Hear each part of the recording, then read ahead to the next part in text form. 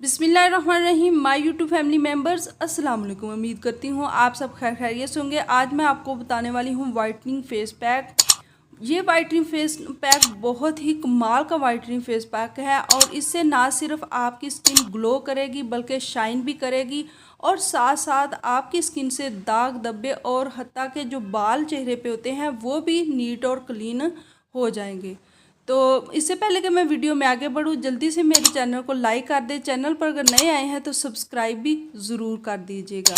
तो please video को skip मत किया करें, पूरा देखा करें ताकि मुझे भी अपनी थोड़ी सी मेहनत का सिला मिल सके और आपको भी इसका मुकम्मल फ़ायदा हासिल हो।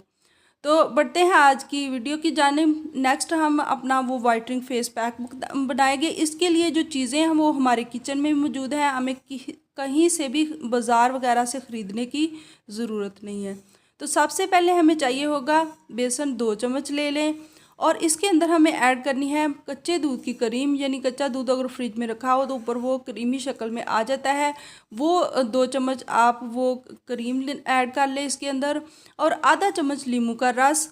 और चौथे नंबर पे आपने सिर्फ इसमें 1 चुटकी हल्दी ऐड करनी है और इसका अच्छा सा पेस्ट बनाएं। पेस्ट बनाने के बाद अपने चेहरे पर अच्छे से अप्लाई करें। तो लगाने के बाद आपने इसे यहाँ तक छोड़ देना है कि वो थोड़ा ड्राई हो जाए। ड्राई होने के बाद आपने हल्के हाथों से मल के इसे उतार लेना है। इससे ना सिर्फ आपका चेहरे पर स्क्रब वाला काम करेगा, साथ साथ इसके आपके चेहरे से दाग धब्बे भी हटाएगा और जो आपके चेहरे पे बाल होंगे छोटे छोटे वो भी इससे उतर जाएंगे। तो उसके बाद सिंपली से आप ठंडे पानी से या किसी भी फेस वॉश से अपने चेहरे को वॉश कर ले। अगर आपका चेहरा ड्राई है तो फिर फेस वॉश वगैरह यूज़ नहीं कीजिएगा। अगर ऑयली है तो फिर आप कोई फेस वॉश वगैरह लगा के अपने चेहरे को धो सकते हैं।